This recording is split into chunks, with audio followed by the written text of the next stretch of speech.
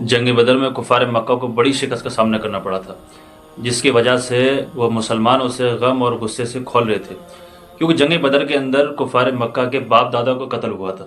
ابو جہل، عتبہ، شیبہ، ولید بن مغیرہ، امیہ بن خلف، یہ مکہ کے دگج لوگ تھے۔ تو ابو سفیان نے کہا کہ نہ تو میں خوشبو لگاؤں گا اور نہ ہی اپنی بیوی کے پاس جاؤں گا۔ لیکن اس جنگ کے اندر ایک شخص اور بھی تھا جس کا نام ہے خالد ابن ولید۔ تو ابو سفیان نے 3000 کا لشکر جمع کیا، جن میں 700 یا 1000 لوہے کی زرہ تھی اور 3000 اونٹ اور فوج کے لیے 200 گھوڑے۔ جب اس بات کا آپ صلی اللہ علیہ وسلم کو پتہ چلا تو آپ اس وقت مسجد قباء میں تھے اور آپ فوراً مدینہ تشریف لے گئے اور صحابہ سے آپ نے مشورہ کیا۔ تو کچھ صحابہ نے کیا یا رسول اللہ کہ ہم مدینہ کے اندر رہ کر جنگ کریں گے، اور یہی رائے عبداللہ بن ابی کی تھی جو بڑا منافق تھا۔ لیکن زیادہ تر صحابہ کی رائے یہ تھی کہ ہم مدینہ سے باہر نہیں، اوپن ایریا میں لڑائی کریں۔ تو آپ صلی اللہ علیہ وسلم نے اپنی رائے چھوڑ کر میجورٹی کی رائے کو مانا۔ اس میں 1000 مسلمان جمع ہوئے، جن میں 100 کے پاس لوہے کی زرہ تھی اور 50 گھوڑے۔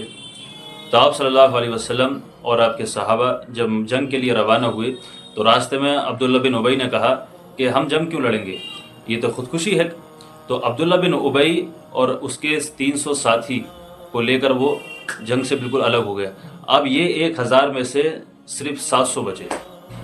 آپ صلی اللہ علیہ وسلم نے ان کو 3 حصوں میں ڈیوائیڈ کیا، ایک مہاجرین اور اوس اور خزرج، اور 50 تیر اندازوں کو آپ صلی اللہ علیہ وسلم نے ایک پہاڑ کے اوپر تعینات کیا اور ان سے فرمایا کہ ہم جنگ ہار جائیں یا جنگ جیت جائیں، تمہیں نیچے نہیں آنا ہے، کیونکہ دشمن کا پیچھے سے حملہ کرنے سے بچانے کے لیے آپ صلی اللہ علیہ وسلم نے 50 لوگوں کو، تیر اندازوں کو وہ پہاڑ پر تعینات کیا تھا۔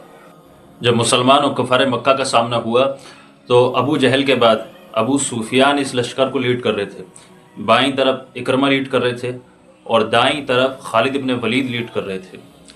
اور اس کے بعد کفار مکہ کی طرف سے ایک شخص جو ہے مقابلے کے لیے آیا اور حضرت علی رضی اللہ عنہ نے اس کو جو ہے ختم کر دیا۔ پھر دوبارہ کفار کی طرف سے ایک شخص آیا تو حضرت حمزہ رضی اللہ عنہ نے اس کو مار دیا۔ پھر دونوں میں جنگ شروع ہو گئی اور آہستہ آہستہ کفار جو ہے وہ ختم ہونا شروع ہو گئے۔ تو شروع میں کلیئرلی لگ رہا تھا کہ مسلمان جنگ جیت رہے ہیں، اور کفار مکہ کے جیسے جنگ بدر کے اندر قدم اکھڑے تھے، اسی طرح جنگ احد کے اندر بھی جو ہے ان کے قدم اکھڑنا شروع ہو گئے۔ یہ دیکھ کر 50 تیر انداز جو پہاڑ پر تعینات تھے، وہ 41 لوگ اس کے اندر سے وہ نیچے آ گئے مال غنیمت اکٹھا کرنے کے لیے، اور خالد بن ولید صرف اسی چیز کا انتظار کر رہے تھے۔ وہ فوراً گھڑ سواروں کو لے کر پیچھے سے انہوں نے جو ہے آ کر حملہ کر دیا اور مسلمان دونوں طرف سے گھیرے میں آ گئے اور جنگ بالکل پلٹ گئی۔